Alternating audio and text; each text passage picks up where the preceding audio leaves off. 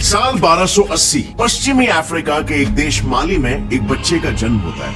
आज इस बच्चे की किलकारियां कल उस राजा की आवाज में बदलने वाली थी जो बड़ा होकर इस धरती का आज तक का सबसे अमीर इंसान बनने वाला था। इतना अमीर कि आज के टॉप बिलियनर जैसे कि इलॉन मस्क, जेफ बेजोस और बाकी के अमीर लोगों की अगर सारी वेल्थ और जायदाद एक साथ जोड़ भी दे तो भी इसके रईसी के पास ना आ पाए। इस बच्चे का नाम और कोई नहीं बल्कि मनसा मूसा था। माली में मनसा इस शब्द का अर्थ होता है सुल्तान यानी कि बादशाह, और ये बच्चा मूसा माली का मनसा बनने वाला था, क्योंकि कुछ लोगों का ये कहना था कि मूसा माली के शाही घराने का असली वंशज था, यानी माली के बादशाह फगाले का बेटा, और इसी वजह से वही शाही गद्दी का असली हकदार होने वाला था। लेकिन यहाँ पर एक और एक थियरी भी आती है कि मूसा असल में माली के 9वें सुल्तान अबू बकरी कीता का एक भरोसेमंद मंत्री था और इसीलिए उसे राजगद्दी दी गई थी। अब सच क्या है ये तो आज तक सर्टेनिटी से कोई नहीं कह सकता। तो चलो सीधा मूसा के मनसा बनने के सफर पे आ जाते हैं। अब हुआ ये था कि 1312 में बादशाह अबू बकरी के दिमाग में एक बात आती है कि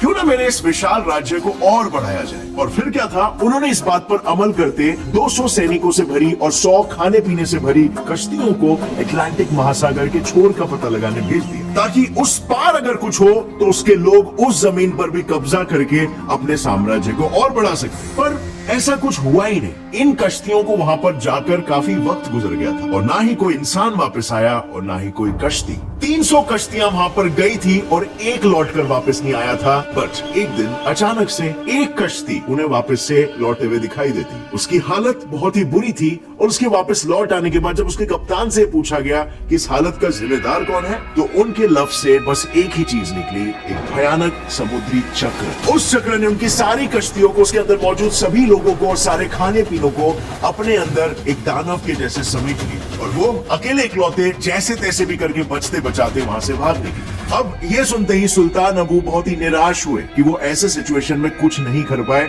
बस हाथ पे हाथ धरे बैठे थे। बट फिर भी इस हादसे के बाद भी वो अपने निर्णय पर बिल्कुल अटल थे कि समुद्र के उस पार उन्हें जाकर कब्जा करना ही करना है किसी भी हालत में, और इसीलिए इस बार उन्होंने खुद उसके पार जाने का फैसला किया। पर जाने से पहले सुल्तान ने मूसा को एक बहुत ही इंपॉर्टेंट जिम्मेदारी सौंपी और वो जिम्मेदारी थी पूरे माली के शासन को संभालने की, और वो भी एक राजा के अधिकारों के साथ। और बस फिर इसके बाद ही वो वहां से 3000 जहाजों के साथ निकल पड़े अटलांटिक की छोर की ओर। और उसके बाद वक्त बीता, साल बीते और सदियां बीत गई, पर अबू कभी वापस लौट कर नहीं आए। हर किसी ने एक पॉइंट के बाद उनके आने की आशाएं छोड़ दी, बट क्वाइट सरप्राइजिंगली उनके ना आने से माली शासन को कोई फर्क नहीं पड़ा। इनफैक्ट माली शासन अबू के समय तक तो अच्छा था ही, बट मूसा के आने के बाद ये अलग ही बुलंदियों को छूने लगा। एंड ऑफ कोर्स ये मूसा का कोई तुक्का उक्का नहीं था, बल्कि उसकी सोची समझी स्ट्रैटेजीज का नतीजा था। गद्दी पर आते ही मूसा ने सबसे पहले तो ये सोचा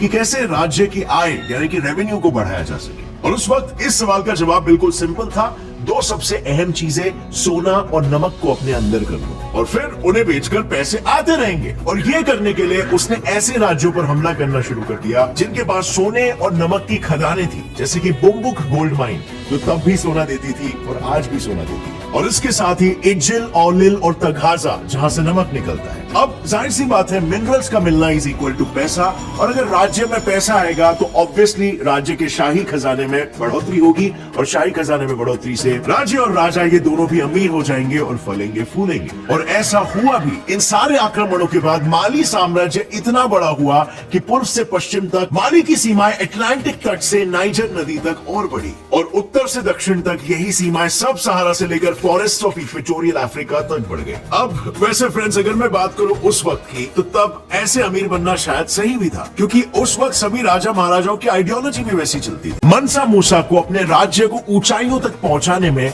एक और एक चीज मदद कर रही थी, उसका धर्म इस्लाम। राजा की ज्यादातर जनता इस्लामिक थी और इसीलिए उन्हें मूसा के राज से कोई आपत्ति नहीं थी। पर मूसा के राज्य में कुछ ऐसे भी काबिले थे जो इस्लाम में नहीं मानते थे, और उन्हीं काबिले में से एक था बाम्बुक माइनर्स का। उन्होंने मनसा के धर्म इस्लाम के खिलाफ विद्रोह किया क्योंकि उन्हें उनका धर्म खतरे में लगने लग रहा था। लेकिन मनसा की इतनी विशाल सेना के सामने वो थोड़ी ना टिकने वाले थे। और ऐसा हुआ भी। मनसा मूसा ने अपनी सेना की मदद से इस विद्रोह पर काबू पा लिया, पर मूसा ने उन्हें मारा नहीं। उसने झट से ये बात समझ ली कि अगर उसे शासन बनाए रखना है तो उसे बाकी के धर्मों को भी साथ लेकर चलना होगा, और इसीलिए माली साम्राज्य का स्टेट रिलीजन तो इस्लामी था, पर कुरान के कानून वहां पर लागू नहीं होते थे। इसे आसान शब्दों में समझे तो माली राज्य इस्लामिक होने के बाद भी वहां पर सारे धर्मों को उनका धर्म प्रैक्टिस करने की छूट देता था, यानी कि उसके राज्य के सभी लोग उसके साथ थे।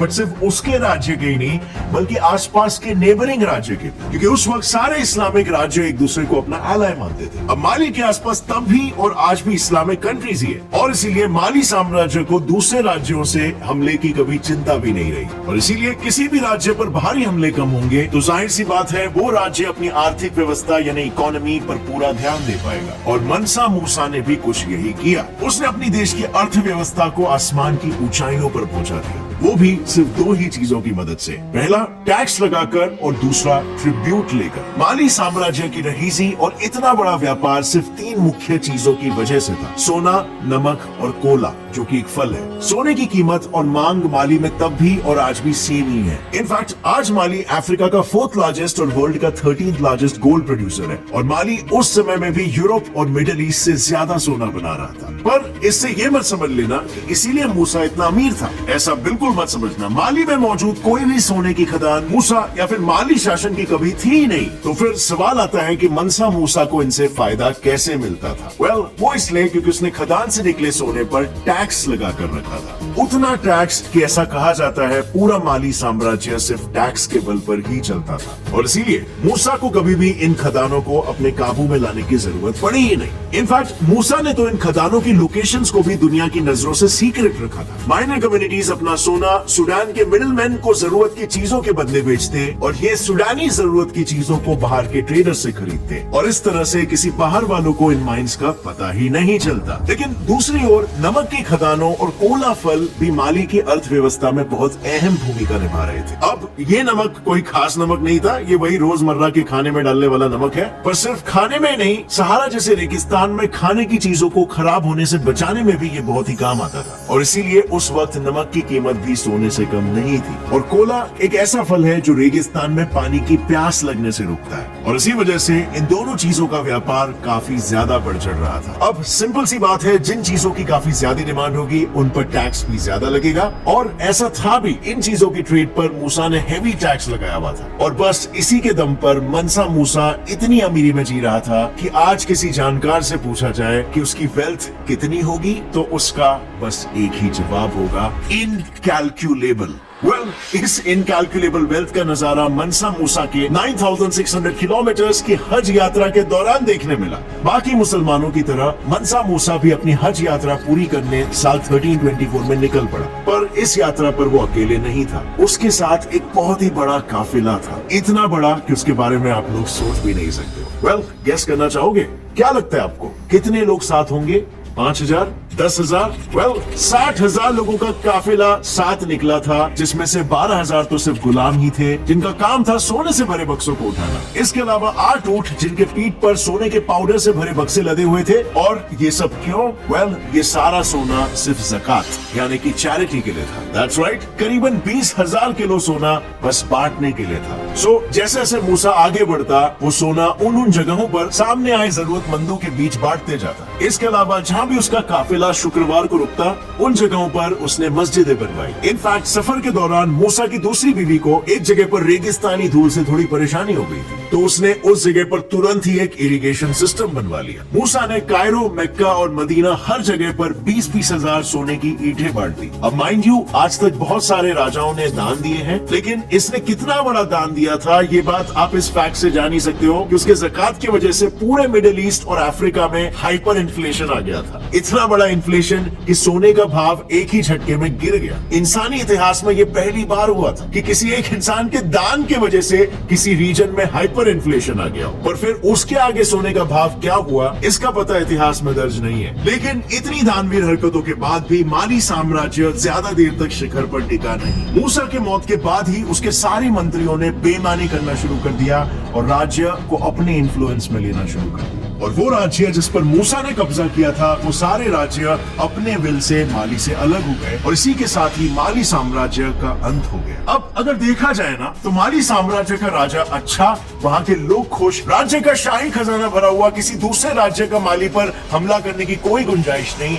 इसी वजह से माली साम्राज्य दुनिया में इतना अमीर हो पाया। वेल, अब आप मुझे बताओ इस कहानी से आपको क्या सीखने मिलता है और हमारा देश इंडिया हिस्ट्री के इस एपिसोड से क्या चीजें इंप्लीमेंट कर सकता है। और अगर इस वीडियो से आपको कुछ भी नया सीखने मिला, एक लाइक जरूर ठोकना, अभी सब्सक्राइब कर लो और बेल नोटिफिकेशन दबाओ ताकि आगे आने वाली हमारी कोई भी वीडियो की अपडेट आप मिस ना करें।